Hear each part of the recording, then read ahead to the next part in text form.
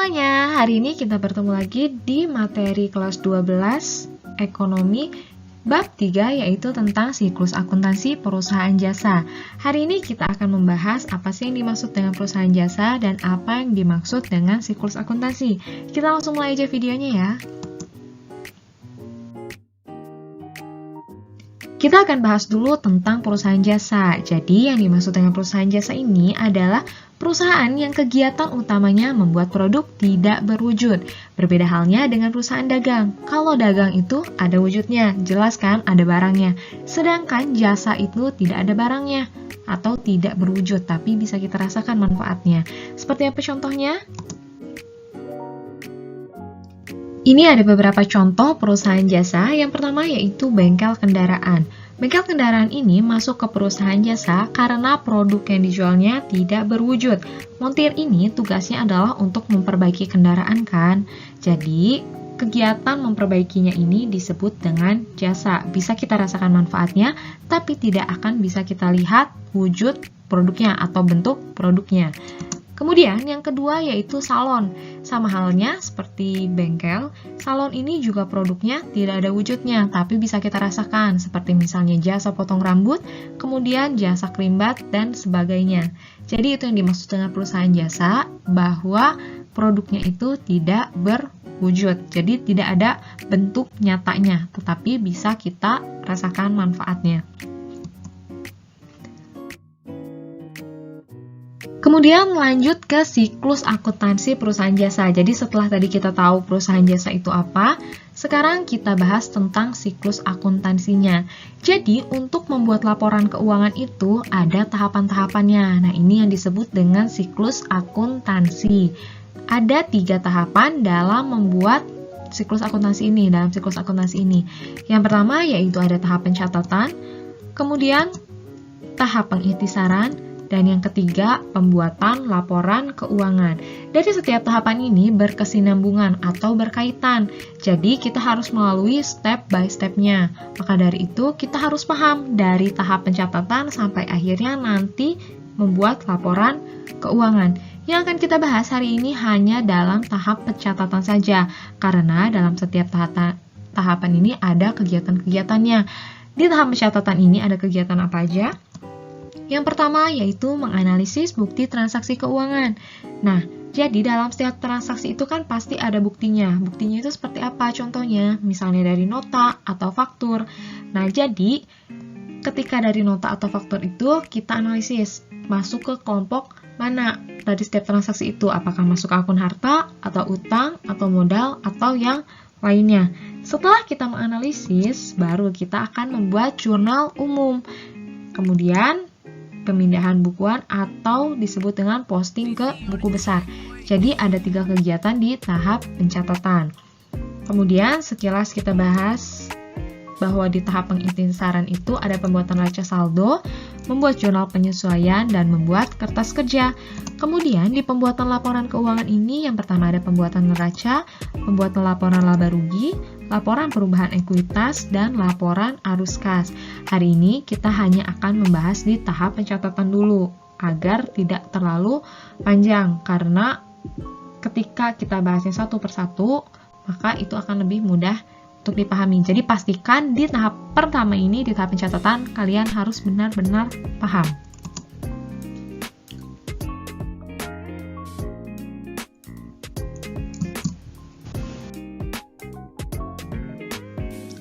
Yang pertama, yaitu kita akan menganalisis bukti transaksi. Seperti apa menganalisis bukti transaksi itu? Nah, sebelum menganalisis, kalian harus tahu dulu bahwa di sini ada aturan pencatatan transaksi. Jadi, di aturan pencatatan transaksi ini, kita mempelajari tentang bagaimana cara menulis di sisi debit dan kredit. Di sini sudah ada ketentuannya.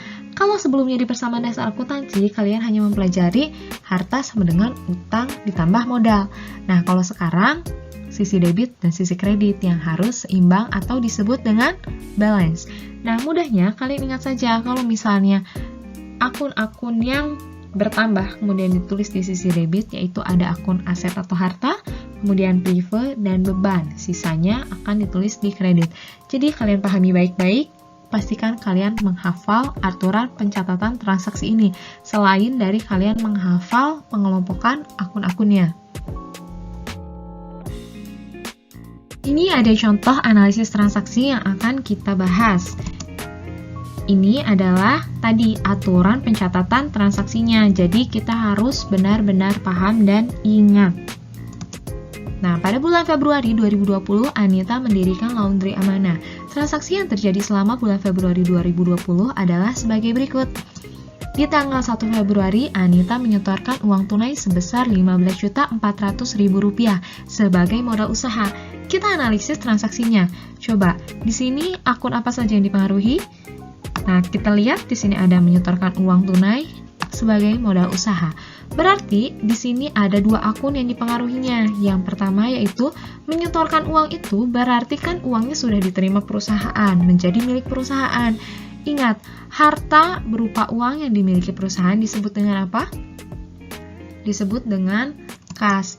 Sehingga akun yang dipengaruhinya adalah kas bertambah karena uangnya sudah menjadi milik perusahaan, diterima. Nah, jadi masuk ke uang kas bertambah, kemudian modalnya juga bertambah.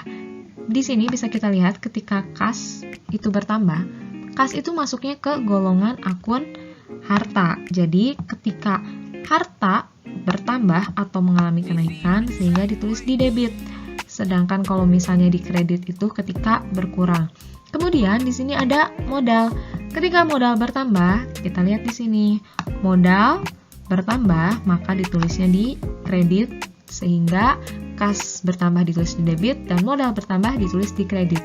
Kita lanjut ke transaksi yang kedua. Pada tanggal 3 Februari, Anita membeli perlengkapan sebesar Rp3.300.000 secara tunai.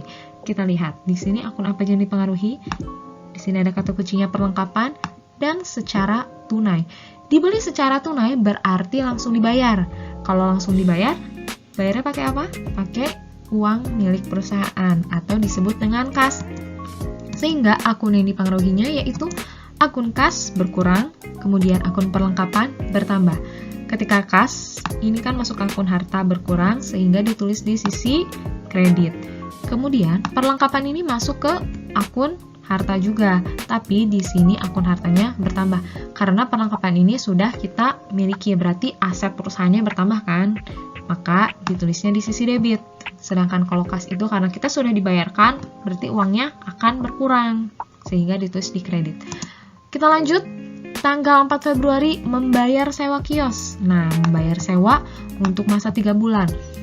Nah, maksud dari membayar untuk masa 3 bulan, contohnya misalnya Anita ini membayar di bulan Januari untuk sewa sampai bulan Maret. Jadi Januari, Februari, Maret. Nah, untuk masa 3 bulan. Karena sudah langsung dibayarkan, maka akun yang dipengaruhinya yang pertama yaitu kas. Nah, kasnya berkurang karena sudah dibayarkan. Kemudian sewanya bertambah karena kita sudah membayar untuk sewa. Sehingga sewa itu kenapa ditulisnya di debit? Karena sewa itu masuk ke akun aset atau harta. Ketika aset atau harta bertambah, maka ditulis di sisi debit. Kemudian selanjutnya yaitu Anita menerima utang dari bank sebesar Rp1.000.000. Nah, menerima utang, yang dimaksud dengan menerima utang berarti Anita itu meminjam uang kan, menerima uang dari bank, hasil meminjam atau utang. Sehingga akun yang dipengaruhinya yang pertama yaitu ketika dia minjam sama bank dikasih pinjam kan, berarti uangnya diterima sama Anita. Ketika uangnya diterima, maka akan mempengaruhi akun kas. Kasnya bertambah. Tapi jangan lupa, uangnya ini dari mana asalnya? Dari utang ke bank. Nah, berarti akun utangnya juga bertambah. Ketika kas atau harta ini bertambah ditulis di debit, kemudian utang, nah lihat, utang bertambah ditulisnya di kredit. Sehingga di sini kita tulis di kredit. Ini cara-cara untuk menganalisis tahap awalnya. Jadi di sini kita harus bisa menentukan dulu nih dari setiap transaksinya tuh ini ke akun mana sih? Terus nanti di jurnal umum itu ditulisnya di mana? Nah, di tahap analisis tuh seperti ini. Sampai yang selanjutnya. Nah, misalnya di sini transaksi tanggal 7 membuat iklan menghabiskan biaya sebesar Rp600.000. Nah, berarti menghabiskan biaya berarti sudah dia bayar kan? Nah, yang dimaksud dengan iklan ini masuknya ke akun apa? Nah, iklan ini masuknya ke akun beban iklan. Mungkin akun beban yang sebelumnya pernah kalian ketahui itu misalnya akun beban gaji. Nah, di sini iklan juga masuknya ke akun beban. Jadi beban-beban itu banyak, bisa beban iklan, beban gaji, atau misalnya kita punya meminjam terus ada bunganya, itu disebut dengan beban bunga. Nah, ketika beban ini bertambah, maka kita lihat di sini beban bertambah, maka ditulisnya di debit. Kemudian selain dari akun beban, karena tadi menghabiskan biaya, jadi iklannya ini sudah dibayarkan. Untuk memasang iklan ini sudah dibayar, berarti membayarnya itu menggunakan uang kas, sehingga kasnya berkurang, maka ditulis di sisi kredit. Kemudian di tanggal 8 Februari, membeli peralatan. Nah, ini dia peralatan secara kredit. Nah, berarti tidak langsung dibayarkan, berarti tidak mempengaruhi uang kas. Tapi mempengaruhi apa kalau kredit? Kredit itu disebut dengan utang karena belum dibayar. Nah, sehingga akun apa saja yang dipengaruhinya? Yang pertama yaitu akun peralatan dong, jelas karena peralatannya sudah kita beli. Sehingga aset atau harta perusahaan akan bertambah, maka ditulis di debit. Kemudian karena belum dibayar, maka disebut dengan utang. Nah, kredit yang disebut utang, maka di sini masuknya ke akun utang usaha. Lihat, ketika akun utang bertambah, nah ini utang bertambah, maka ditulis di kredit. Kemudian transaksi yang terakhir, Anita mengambil uang perusahaan untuk kepentingan pribadi sebesar Rp800.000. Mengambil uang perusahaan untuk kepentingan pribadi, ingat disebut dengan apa? Disebut dengan prive. Nah, prive itu kan berarti mengambil uang perusahaan. Uang perusahaan itu disebut kas. Ketika kasnya diambil berarti berkurang. Kas berkurang, sedangkan privenya karena diambil maka bertambah. Lihat di sini ketika kas atau harta berkurang ditulis di kredit. Kemudian ketika prive bertambah ditulisnya di debit. Seperti itu contoh dari analisis transaksi. Jadi di sini kalian hanya melihat, menentukan dari setiap transaksi ini masuk ke akun mana sehingga nanti harus ditulis di mana. Seperti itu. Kita langsung lanjut ke pembahasan selanjutnya. Kedua yaitu adalah membuat jurnal umum. Nah, jurnal umum ini adalah lanjutan dari tadi setelah kita menganalisis. Dituliskannya yaitu di jurnal umum. Jadi tadi di analisis itu kita hanya menentukan, tapi dituliskannya adalah di jurnal umum. Jurnal umum itu apa dan seperti apa? Kita langsung bahas aja ya. Jadi yang dimaksud dengan jurnal umum ini adalah media untuk mencatat semua transaksi. Jadi misalnya di bulan Februari ada berbagai macam transaksi ini yang bisa kita lihat dari berbagai macam nota atau faktur. Itu dijadikan dalam satu laporan disebut dengan jurnal umum ya. Jadi nanti akan ada tabel jurnal umum. Seperti apa bentuk dari jurnal umum ini? Pada umumnya, jurnal umum ini kita tulis dulu judulnya, perusahaan apa, tadi misalnya perusahaan laundry, kemudian diberi judul jurnal umum dan pertanggal berapa. Misalnya kita akan membuat laporan di bulan Februari, sehingga per tanggal 28 Februari, karena akhir di bulan Februari itu misalnya tanggal 28. Kemudian di tabelnya ini ada tabel tanggal, akun dan keterangan, kemudian debit dan kredit. Jadi ingat, sisi debit dan kredit ini harus seimbang. Ketika sisi debit dan sisi kredit tidak seimbang atau tidak balance, berarti kalian ada kesalahan dalam pengelompokan atau penulisannya. Maka dari itu, kalian harus benar paham pengelompokan dan harus benar paham aturan penulisannya. Kita langsung masuk ke contohnya aja seperti apa membuat jurnal umum.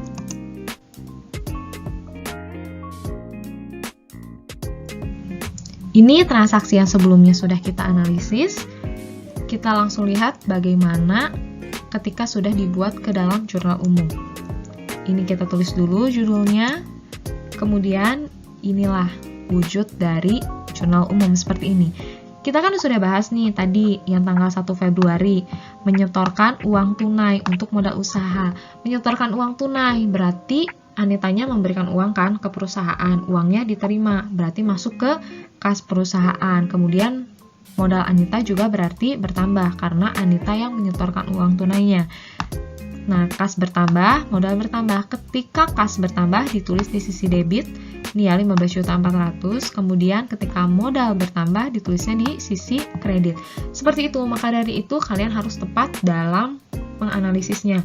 Kalau misalnya nih kasnya ditulis di debit, kemudian nanti modalnya ditulis di debit lagi. Nah, berarti kan hasilnya adalah Rp30.800.000 di sisi debit, sedangkan di sisi kreditnya 0. Maka hasilnya tidak akan seimbang. Nah, berarti di situ kalian ada kesalahan. Maka dari itu kalian harus teliti dalam pengerjaannya. Kemudian yang kedua nih, membeli perlengkapan secara tunai. Tadi kan akunnya akun perlengkapan. Karena perlengkapannya bertambah, itu masuk ke kelompok aset, maka ditulis di debit. Kemudian secara tunai, dibelinya membayarnya menggunakan uang kas, berarti kasnya berkurang sehingga ditulis di sisi kredit. Seperti itu untuk yang selanjutnya sampai transaksi yang terakhir. Kalian harus pahami semuanya, silahkan dibaca, disimak kembali baik-baik, dilihat dari setiap transaksinya dan tabelnya. Jadi ketika kalian sudah bisa menganalisis, di sini kalian hanya tinggal menuliskan nominalnya aja dan menempatkannya di sisi debit atau di sisi kredit. Jadi jumlah akhirnya ini harus sama. Nah, seperti ini kan 28.700.000 di sisi debit dan di sisi kreditnya 28.700.000 juga.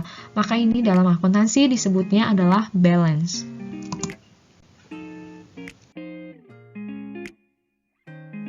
Kegiatan yang ketiga yaitu membuat buku besar. Nah, jadi buku besar ini adalah tahap terakhir dalam pencatatan.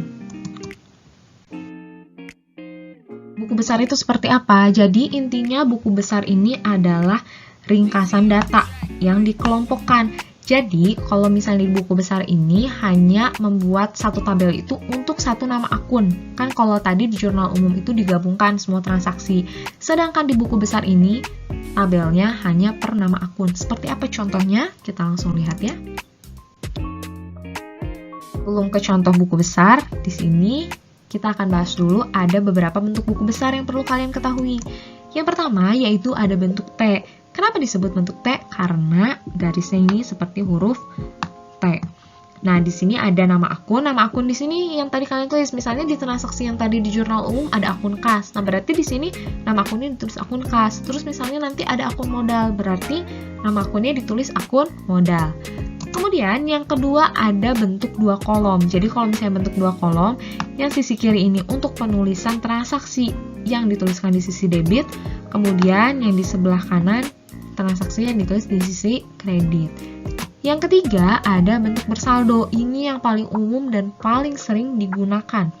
Di sini ada tanggalnya, kemudian uraiannya, transaksinya apa saja. Jangan lupa di sini tulis dulu nama akunnya. Tadi misalnya kita akan menulis akun kas, jadi nanti semua yang ditulis di sini tuh uraian-uraian dari akun kas. Kemudian di sini ada saldo. Nah, ini tuh saldo akhir, saldo perubahan dari setiap transaksinya. Sehingga banyak yang menggunakan buku besar itu menggunakan bentuk bersaldo. Contoh nyatanya seperti apa? Kita langsung lihat ya.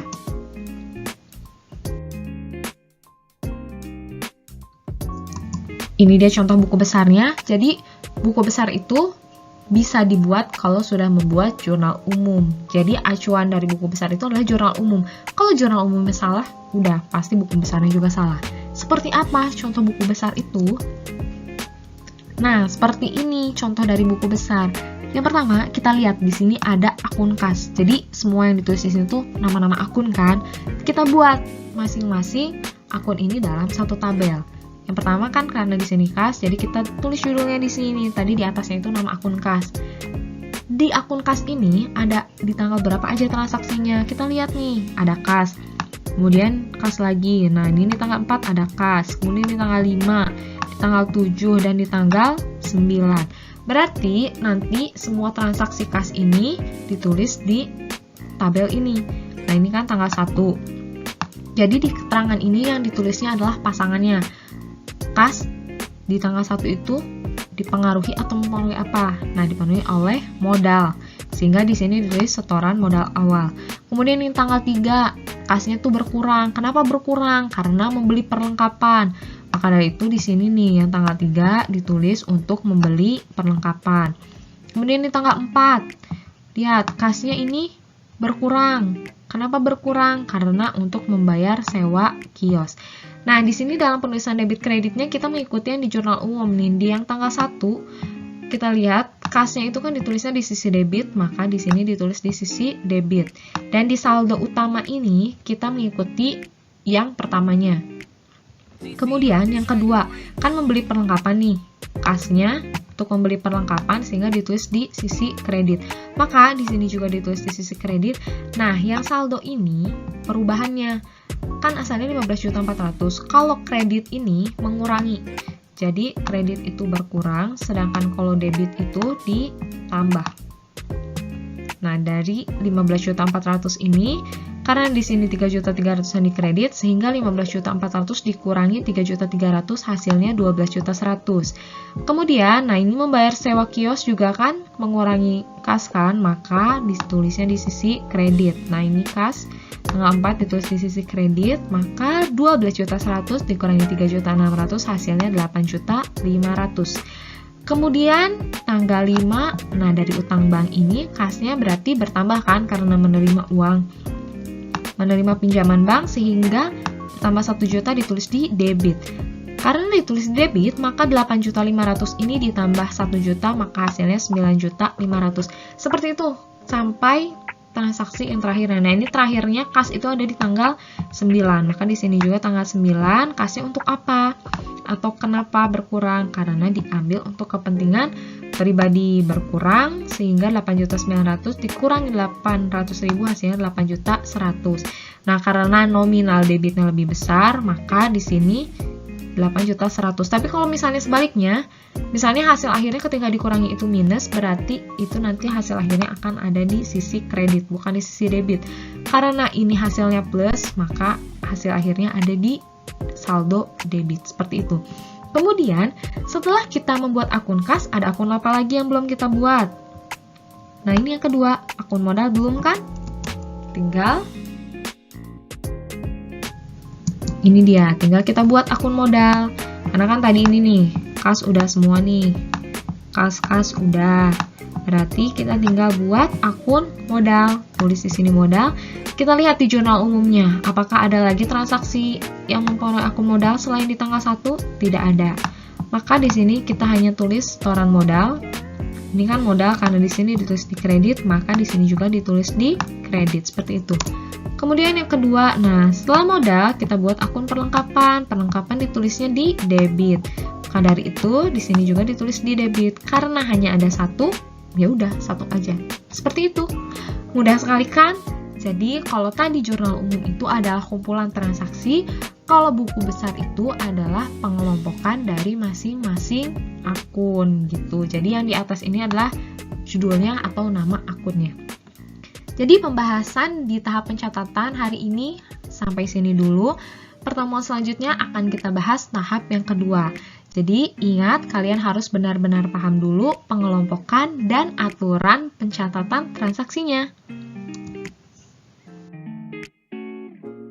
Sekian video pembelajaran hari ini. Jika dirasa videonya bermanfaat, jangan lupa like, subscribe, and turn on notification. Sampai bertemu lagi di pertemuan berikutnya.